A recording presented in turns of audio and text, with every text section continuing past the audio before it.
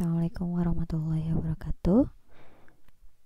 Pada kesempatan kali ini, Ibu akan menjelaskan tentang masih tentang Indonesia sebagai poros maritim dunia, yaitu tentang potensi dan pengelolaan dari sumber daya yang ada di Laut Indonesia.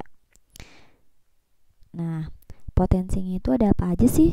Sebelum kita bicara tentang apa aja sih yang Indonesia miliki, sebelum kita menyatakan Indonesia itu sebagai poros maritim dunia, nah kita tuh perlu tahu potensi apa sih yang dimiliki oleh Laut Indonesia itu. Yang pertama, sumber daya perikanan. Kalian pasti sering kan ya makan ikan. Nah, sumber daya perikanan itu ada perikanan tangkap dan ada perikanan budidaya. Perikanan tangkap itu ya contohnya kayak nelayan-nelayan gitu yang mereka menangkap ikan di laut. Kalau misalnya budidaya perikanan itu seperti tambak. Tambak itu kan budidaya perikanan. Jadi kayak memelihara ikan secara tertentu gitu. Itu budidaya perikanan. Nah, Indonesia itu punya namanya potensi lestari.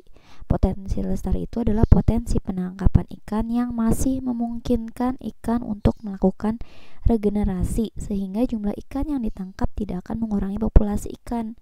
Jadi walaupun nih nelayan-nelayan itu menangkap ikan di laut, tapi dengan potensi lestari ini, dengan memperhatikan potensi lestari ini, maka perikanan populasi ikan yang ada di Indonesia tuh nggak akan berkurang gitu.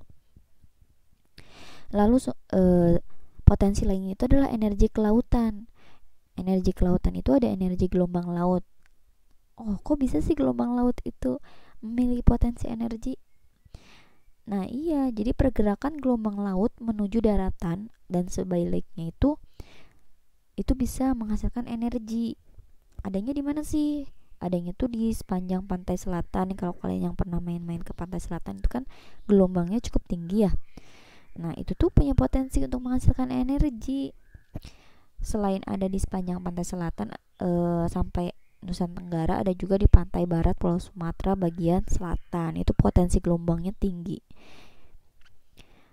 Ada selain energi gelombang laut, ada juga energi pasang surut. Jadi walaupun pasang surut air laut juga dapat menghasilkan energi.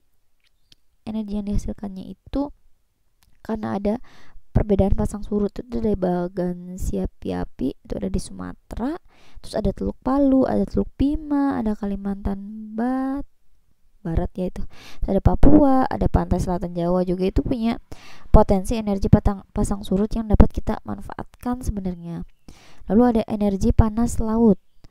Energi panas laut ini adalah perbedaan temperatur antara air permukaan laut yang hangat dengan air laut dalam yang dingin. Jadi kan air permukaan itu biasanya lebih hangat daripada air yang dingin. Nah, perbedaan panasnya itu dapat menghasilkan energi lagi. Namun di Indonesia ini pemanfaatan energi kelautan itu masih sangat minim gitu. Jadi walaupun kita punya potensi, ya percuma kalau kita nggak bisa memanfaatkannya gitu.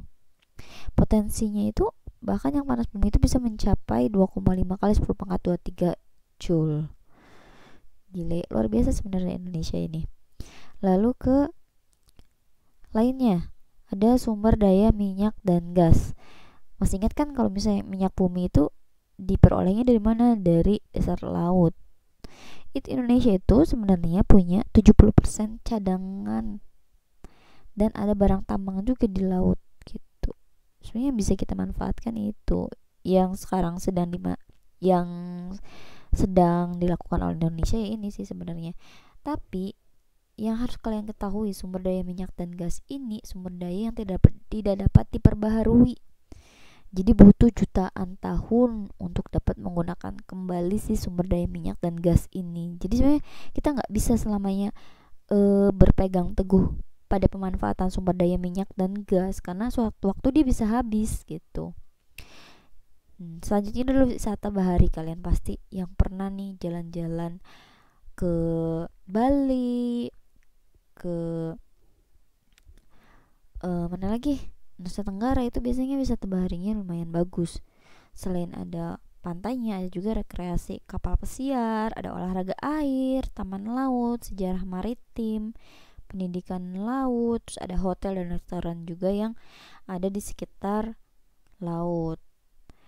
Yang perlu kalian ketahui nih, 20% terumbu karang dunia itu ada di Indonesia. Jadi sebenarnya ini tuh sangat-sangat berpotensi. Kalian juga tahu ya yang di Papua apa namanya? Apa coba coba ingat-ingat. Itu wisata bahari di daerah timur itu sebenarnya sangat berpotensi, namun pemanfaatannya itu masih sangat jarang karena ya balik lagi ke fasilitas, akses dan lain sebagainya itu yang masih kurang. Selanjutnya itu adalah industri maritim. Industri maritim ini berkaitan dengan desain kapal, konstruksi kapal dan maintenance-nya. Ini di Indonesia tuh masih jarang, walaupun sebenarnya potensinya tuh banyak gitu. Karena kita punya laut, harusnya kita juga punya kreativitas di dalam desain kapalnya, konstruksi kapal yang baik itu seperti apa, dan maintenance atau perawatannya itu seperti apa, itu masih belum dikembangkan di Indonesia. Karena di perguruan tinggi pun masih jarang sekali gitu jurusan-jurusan yang memang mengacu pada maritim. Jasa angkutan laut itu bisa pelabuhan,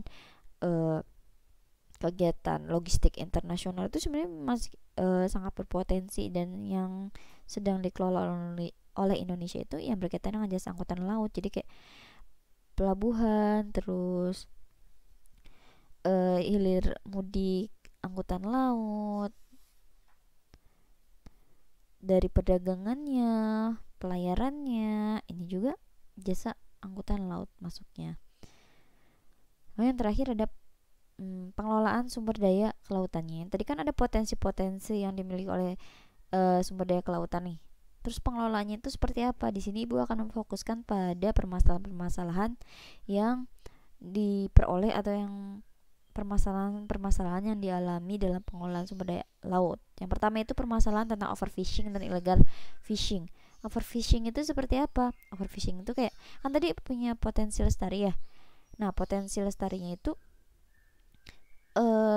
di over, berarti berlebihan, secara berlebihan gitu, sehingga bisa memicu adanya kelangkaan pada beberapa perikanan yang ada di Indonesia. Illegal fishing itu berarti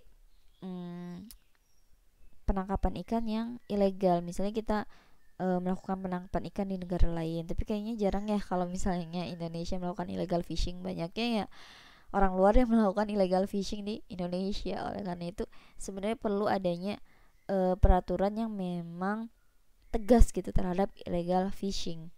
Yang kedua tentang penelitian pemanfaatan energi laut yang belum signifikan. Ini sih sebenarnya yang sebenarnya apa ya, sangat berpotensi gitu loh. Kalau misalnya Indonesia itu mau menelitinya, kayak energi yang tadi kan energi banyak ada di sumber pasang surut, ada di gelombang, ada di energi panas laut, itu tuh belum termanfaatkan sama sekali gitu di Indonesia. Ketiga, ada industri minyak bumi Indonesia sudah tua. Nah, tadi kita bahas sebelumnya juga ya bahwa minyak bumi Indonesia itu memang kaya, cuman minyak bumi itu merupakan sumber daya yang tidak dapat diperbaharui, sehingga kalau misalnya kita memanfaatkan share terus menerus itu lama-lama akan habis gitu. Yang selanjutnya adalah akses fasilitas dan atraksi wisata bahari yang belum memadai. Kita tahu bahwa wilayah timur Indonesia itu potensi baharinya itu sangat bagus. Kalau misalnya kalian main nih ke Nusa Tenggara atau ke Papua, wah itu mah laut yang biasa aja tuh ya Allah luar biasa, sangat luar biasa indah gitu loh. Kalau misalnya Indonesia bisa memanfaatkannya, memberikan akses dan fasilitas yang memadai sehingga bisa dimanfaatkan baik secara lokal maupun internasional, itu pasti akan menghasilkan devisa negara yang banyak gitu. Selanjutnya adalah kurangnya komitmen atau kebijakan industri pada industri maritim. Nah, ini sebenarnya peran pemerintah di sini. Jadi memberikan suatu kebijakan, dan bukan hanya kebijakan tapi pemantauan terhadap pelaksanaan kebijakan itu sendiri, itu yang pengelolaan sumber daya kelautan. Selanjutnya adalah pembangunan tol laut untuk mempercepat distribusi barang hingga ke pelosok. Ini sih karena tadi ya kurangnya fasilitas, kurangnya akses terhadap berbagai, kan Indonesia negara kepulauan ya. Jadi kalau misalnya kita nggak punya akses, itu bakalan sulit untuk menggunakan sumber daya kelautannya itu secara maksimal.